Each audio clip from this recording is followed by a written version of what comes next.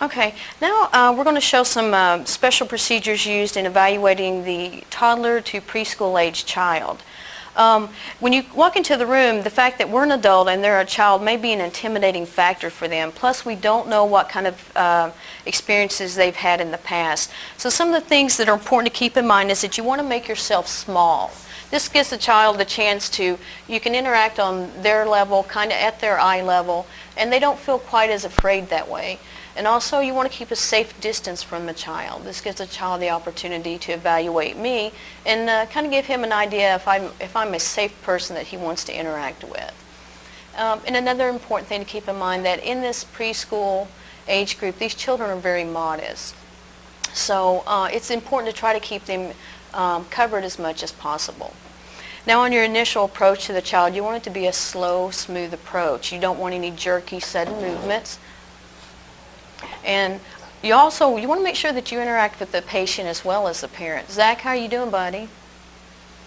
Well, good? Sort of? Not really, right? Okay.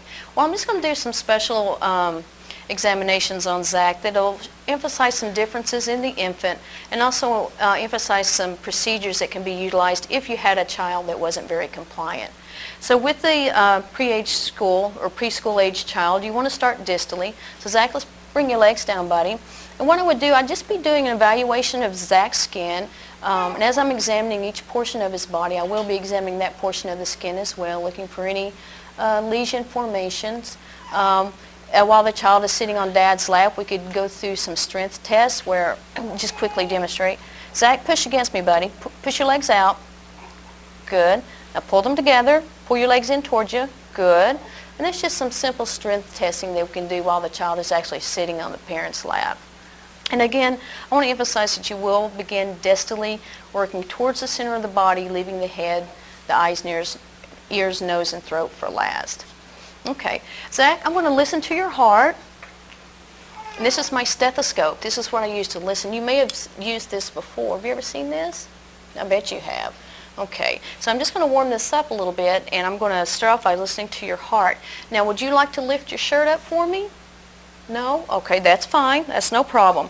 What I'm going to do now with Zach, I'm just going to put the stethoscope beneath the shirt, again using the acronym A Pretty Tough Murmur, listening to the aorta valve. Good. Pulmonic. Just sit up for a minute. There, great. Tricuspid, and the mitral. Okay, great. And while I'm here, I'm going to go ahead and listen to Zach's lungs. Starting high on the right side. Zach, taking a breath for me, sweetheart. Good. That's great. And again, we'll use a side-to-side movement. Great. Side-to-side movement so we can compare breath sounds. And we follow the same symmetrical procedure we did evaluating the infant to make sure that we cover all regions of the lungs. Now to evaluate Zach posteriorly, again starting high at the apex. And we'll go side to side. Zach, taking a breath for me. Good. Mid.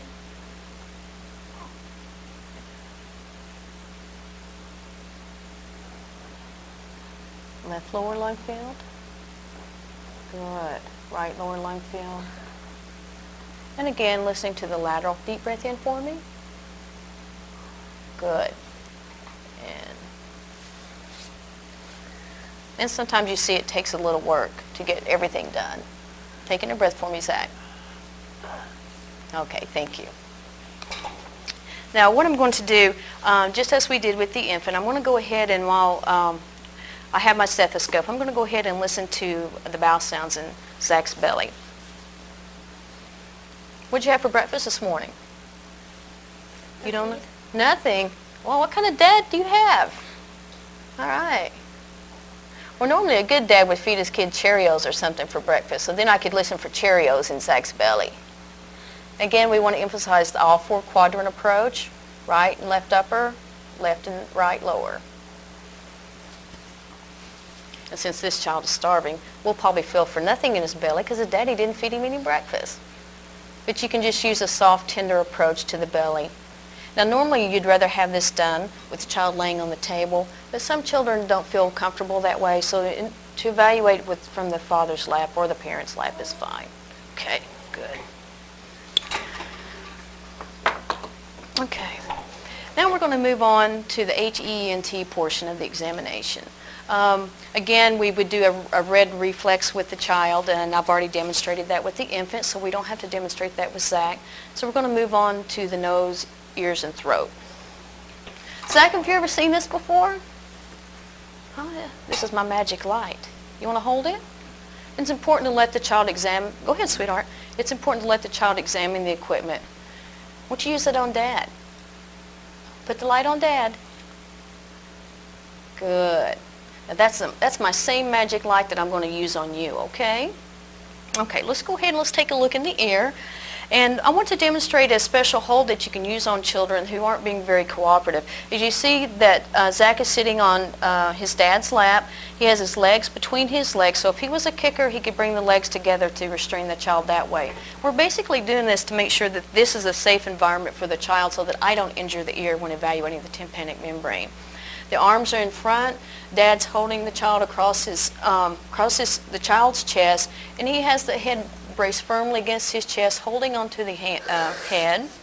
And then with the child 3 years and older, you want to gently pull up and back on the pinna to evaluate the tympanic membrane. And this usually tickles, so this is the portion they really don't like. Pulling up and back. Good. All right. He has a normal tympanic membrane on that side. I think I saw X-Man in there, but I'm not sure. I think, well, let me check this here. Again, we repeat the same hold, pulling up and back gently on the ear for a child 3 years and older, and then we can safely and effectively, while I'm bracing my hand, evaluate the tympanic membrane. Good. It's important to use the bracing method because we want to be stable as well as the child. That ensures that the child doesn't get hurt. Okay, now we're going to go on and I'm going to examine the nose. So what we're going to do is have Dad bring the arms up. There you go. Head back. And what we're going to do with the nasal speculum, I would actually look up into each nostril, evaluating the nasal mucosa. It should be pink and moist. We look for any evidence of septal deviation. All right. Now, Zach, will you open your mouth for me? Say, ah. Good. You look for an upper normal retraction of the uvula. Stick out your tongue for me. Move it side to side. Okay, that'll work. Teeth are in good repair. And you're looking for pink mucosa, checking for any abnormal enlargement of the tonsils. Okay.